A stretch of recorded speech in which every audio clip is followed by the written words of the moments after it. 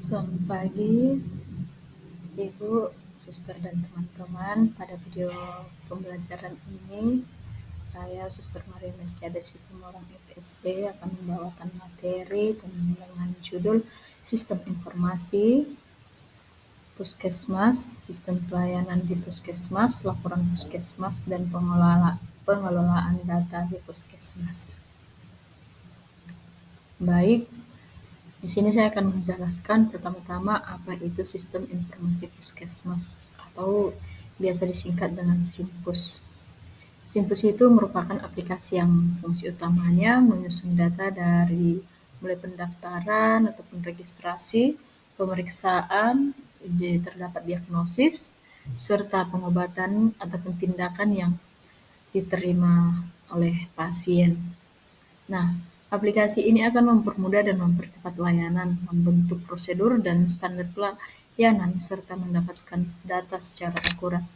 Sistem informasi manajemen atau SIMPUS ini sebuah aplikasi yang memberikan pelayanan kepada pasien, mulai dari pasien masuk, pelayanan medis yang terdiri dari perekaman medis pasien, hingga peresepan obat.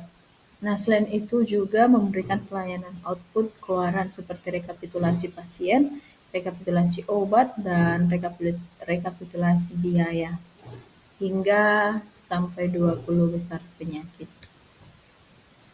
Nah, dalam sistem informasi puskesmas ini ada komponen di dalamnya. Yang pertama itu komponen input, maksudnya data yang masuk ke dalam sistem informasi. Nah, untuk komponen model, yaitu kombinasi prosedur, logika, dan model matematika yang memproses data yang tersimpan di basis data dengan cara yang sudah ditentukan untuk menghasilkan keluaran yang diinginkan. Nah, yang ketiga komponen output, yaitu hasil informasi yang berkualitas dan dokumentasi yang berguna untuk semua tingkatan pasien. Nah, yang keempat komponen teknologi, yaitu alat dalam sistem informasi teknologi digunakan dalam menerima input, menjalankan model, menyimpan dan mengakses data, menghasilkan dan mengirimkan output, dan memantau pengendalian sistem. Komponen yang kelima itu berbasis data, yang mana kumpulan data yang saling berhubungan dan tersimpan di dalam komputer dengan menggunakan software database. Nah, untuk komponen kontrol, yaitu komponen yang mengendalikan gangguan terhadap sistem informasi. Menurut temuan Levy dan Lumba, pelayanan kesehatan itu adalah setiap upaya yang diselenggarakan sendiri ataupun bersama-sama dalam suatu organisasi untuk memelihara dan meningkatkan kesehatan, mencegah dan menyembuhkan penyakit, serta memulihkan kesehatan perorangan, keluarga, kelompok, dan ataupun masyarakat, dan itu dibagi lagi menjadi beberapa pelayanan. Yang pertama itu pelayanan kesehatan promotif. Ini maksudnya suatu maupun serangkaian kegiatan pelayanan kesehatan yang lebih mengutamakan kegiatan yang bersifat promosi kesehatan. Jadi contohnya itu memberikan edukasi kepada sampel atau masyarakatnya itu. Kemudian pelayanan kesehatan yang kuratif, ini maksudnya bagian yang ditunjukkan untuk menyembuhkan penyakit, pengurangan penderitaan akibat penyakit, pengendalian akibat, dan pengendalian kecocokan dan kualitas penderita dapat terjaga secara optimal mungkin. Nah, untuk pelayanan kesehatan preventif itu kegiatan pencegahan terhadap suatu masalah kesehatan atau penyakit. Jadi pencegahan yang dimaksudnya itu adalah memberikan tindakan dan juga Kemudian pelayanan kesehatan rehabilitatif. Ini maksudnya kegiatan dan serangkaian kegiatan untuk mengembalikan bekas penderita ke dalam masyarakat sehingga dapat berfungsi lagi sebagai anggota masyarakat yang berguna untuk dirinya dan masyarakat semaksimal mungkin dengan kemampuannya. Contohnya ketika pasien yang sudah dirawat lama Dan dia sudah mendapatkan kesembuhan, dia akan dikembalikan kepada masyarakat supaya dia dapat melakukan kegiatannya seperti sebelumnya. Itu adalah contoh dalam rehabilitatif. Nah, dalam sistem informasi kesehatan ada juga pedoman kerja puskesmas. Itu pelayanan kesehatan yang diberikan puskesmas, yaitu pelayanan kesehatan yang meliputi pelayanan kuratif atau pengobatan, preventif itu pencegahan, promotif peningkatan kesehatan, rehabilitatif pemulihan kesehatan. Namun pelayanan utama yang diusahakan oleh puskesmas itu adalah pelayanan kesehatan promotif dan preventif. Dalam menjalankan pelayanannya tersebut, puskesmas memiliki 18 tugas pokok. Itu yang pertama, KIA, upaya kesehatan ibu dan anak. Kemudian KB, keluarga berencana, peningkatan gizi, kesehatan lingkungan, pencegahan dan pemberantasan penyakit menular, atau biasa disebut dengan P2M. Kemudian upaya pengobatan termasuk pelayanan darurat kecelakaan dan upaya penyuluhan kesehatan masyarakat. Kemudian ada juga UKS biasa disebut, yaitu usaha kesehatan, upaya kesehatan sekolah, kemudian OR atau kesehatan olahraga, upaya keperawatan masyarakat, PKM, upaya kesehatan kerja, kesehatan gizi dan mulut, kesehatan jiwa, kesehatan mata, laboratorium sederhana, pencatatan dan pelaporan dalam rangka rekayasa, sistem informasi kesehatan, dan upaya kesehatan usia lanjut, upaya pembinaan pengobatan tradisional. Nah, untuk pelaksanaan penilaian kinerja di puskesmas itu yang harus dipersiapkan, bahan yang dipakai pada penilaian kinerja itu puskesmas itu adalah hasil pelaksanaan pelayanan kesehatan, manajemen puskesmas, dan mutu pelayanan. Sedangkan dalam pelayanannya mulai dari pengumpulan data, pengolahan data, analisis data, masalah sampai dengan penyusunan laporan berpedoman pada buku pedoman penilaian kinerja puskesmas dari Direktorat Jenderal Bina Kesehatan Masyarakat.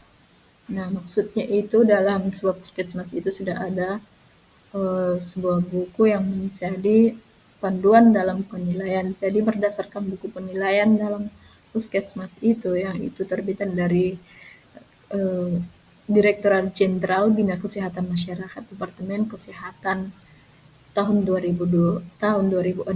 Jadi berdasarkan itu. Nah, untuk tekniknya, teknik pelaksanaan kinerja, pertama pengumpulan data, kemudian data yang sudah terkumpul itu akan diolah, dan setelah diolah akan dilakukan tata cara penghitungan, rekapitulasi, dan interpretasi data. Itu masuk pada pelaporan seperti statistik kesehatan. Nah, untuk memudahkan melihat capaian hasil kinerja puskesmas, maka cakupan kegiatan UKM, esensial dan puskesmas, UKM pengembangan, UKP administrasi dan manajemen puskesmas, dan mutu kinerja puskesmas disajikan dalam bentuk grafik sarang laba yang disajikan secara periodik, bulanan, tribulan, dan tahunan sehingga dapat digunakan sebagai bahan pemantauan dan identifikasi masalah sendiri mungkin.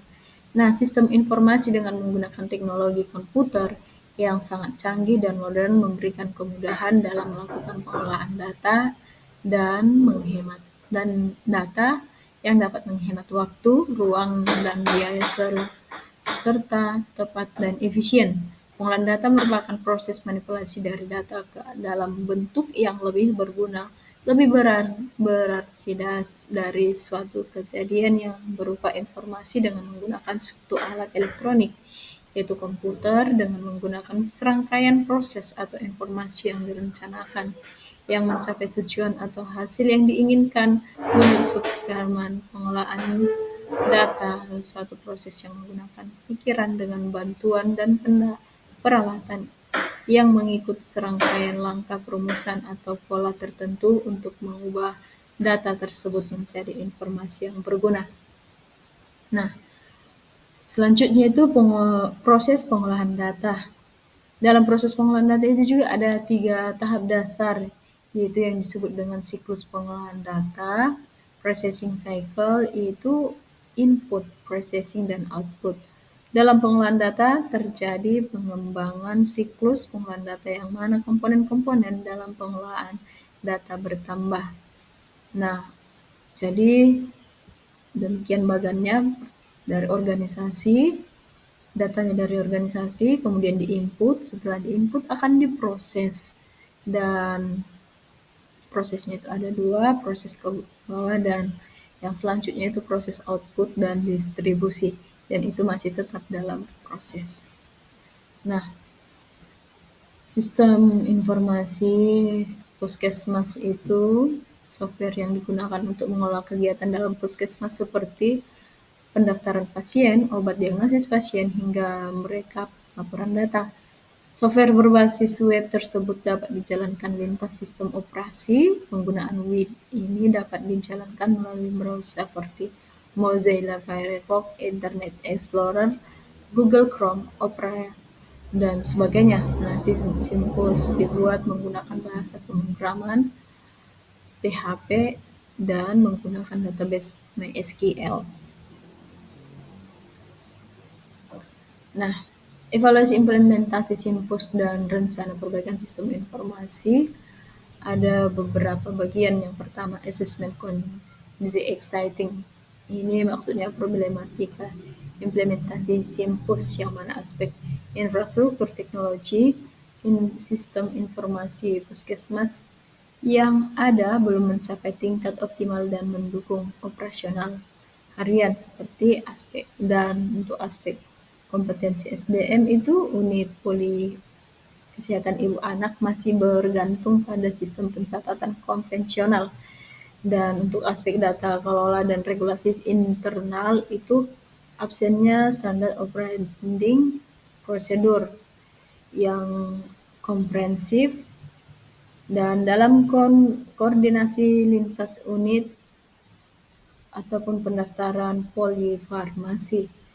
Bagian kedua itu mapping data esensial untuk Simpus, yang mana taksonomi data per unit, pelayanan unit registrasi, poli umum, poli kesehatan ibu anak, program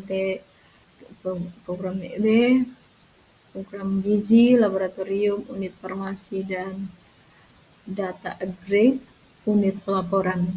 Sedangkan bagian ketiga business processing dan data flow, platform teknik, terintegrasi dan entry point data, yang mana di dalamnya melewati beberapa tahap. Pertama itu pendaftaran, pemeriksaan, kemudian penunjang medis jika diperlukan, farmasi dispensing, quality control, validasi data, dan tahap 6 reportasi analisis.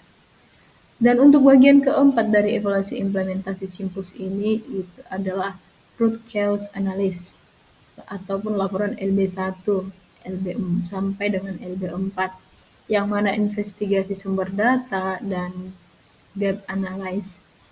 LB1 data morbiditas, LB2 kesehatan ibu anak, gizi, imunisasi, LB3 logistik farmasi, LB4 produktivitas program.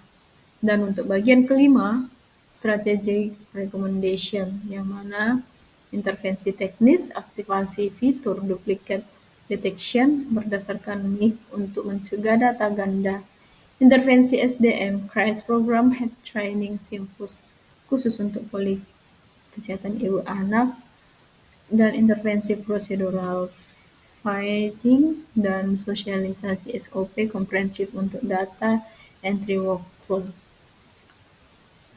Lanjutannya, medium term solution 3-6 bulan, sistem entertainment, integrasi modul mobile untuk data entry kegiatan lapangan, itu Posyandu atau Puskeslink.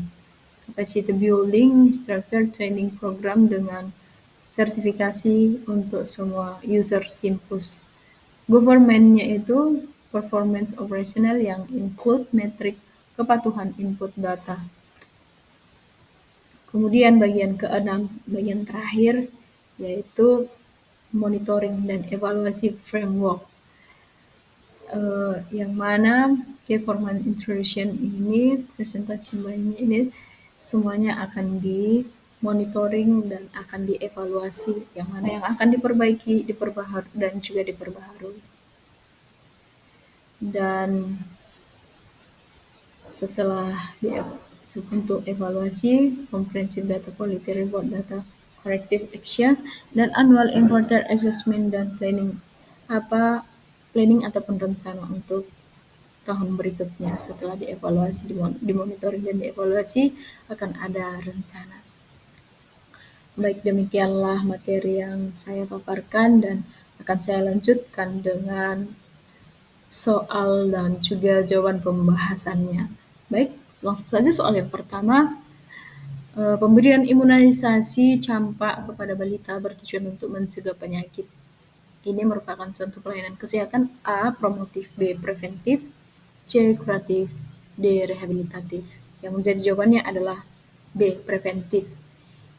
Alasannya, imunisasi berdasarkan kasus itu, imunisasinya adalah tindakan pencegahan terhadap penyakit menular. Dan next, soal berikutnya. Program Gerakan Masyarakat Hidup Sehat atau GERMAS mencakup kegiatan senam bersama, pemeriksaan kesehatan rutin, dan edukasi gizi. Program ini termasuk pelayanan A. Kuratif dan rehabilitatif, B. Promotif dan preventif, C. Preventif dan kuratif, D. Rehabilitatif dan promotif. Baiklah, jawabannya adalah B. Promotif dan preventif. Karena pada kasus di atas, gerakan masyarakat bertujuan meningkatkan gaya hidup dan sehat mencegah penyakit.